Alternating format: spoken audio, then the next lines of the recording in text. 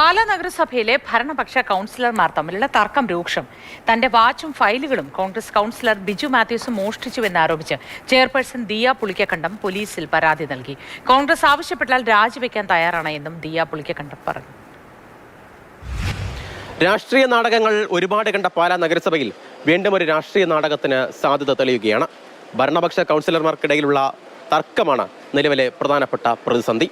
Pala Kottaramattam bus സ്റ്റാൻഡിനുള്ളിൽ ഒരു autorickshaw stand സ്ഥാപിക്കുന്നതുമായി ബന്ധപ്പെട്ടാണ് ഈ തർക്കങ്ങളൊക്കെ തന്നെ തുടങ്ങുന്നത്.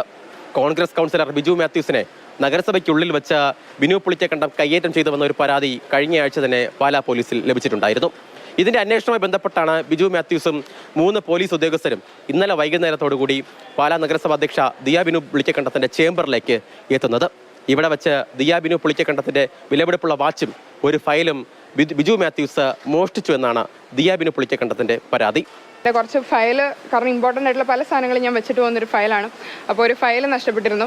അതിനകത്ത് എൻ്റെ ഒരു വാച്ച് ഇരിപ്പുണ്ടായിരുന്നു. പക്ഷേ അത് വാച്ചെടുക്കാൻ വേണ്ടി എടുത്തായിരിക്കില്ല ആ ഫയൽ. പക്ഷേ എനിക്ക് ആ ഫയലാണ് വേണ്ടത്.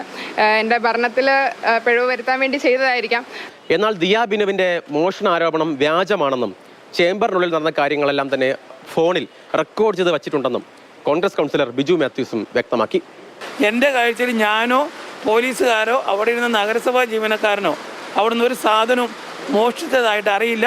അതിന് തൊട്ട് ശേഷം ഞാൻ താഴോട്ട് ഇറങ്ങുമ്പം ദിയ ബിനു പുളിക്കക്കണ്ടവും ബിജു പുളിക്കക്കണ്ടവും, അതായത് ചെയർപേഴ്സണും ആ മുറിയിലേക്ക് ഓടി കയറുന്നത് കണ്ടു. ബിജു മാത്യൂസുമായുള്ളത് വ്യക്തിപരമായ പ്രശ്നങ്ങളാണെന്നും UDF-ലെ മറ്റു പാർട്ടികൾക്ക് തങ്ങളുമായി യാതൊരു തരത്തിലുള്ള പ്രശ്നമില്ലെന്നും കോൺഗ്രസ് ആവശ്യപ്പെട്ടാൽ മാറി നിൽക്കാൻ തയ്യാറാണെന്നും ബിനു പുളിക്കക്കണ്ടം.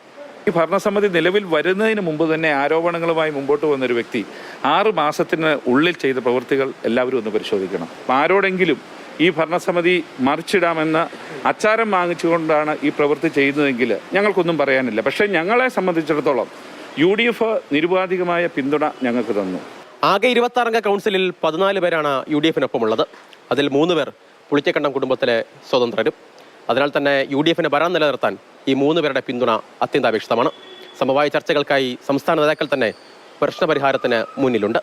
ജോബിൻ തേക്കടിക്കൊപ്പം ഷിനോദ്, മാതൃഭൂമി ന്യൂസ്, കോട്ടയം.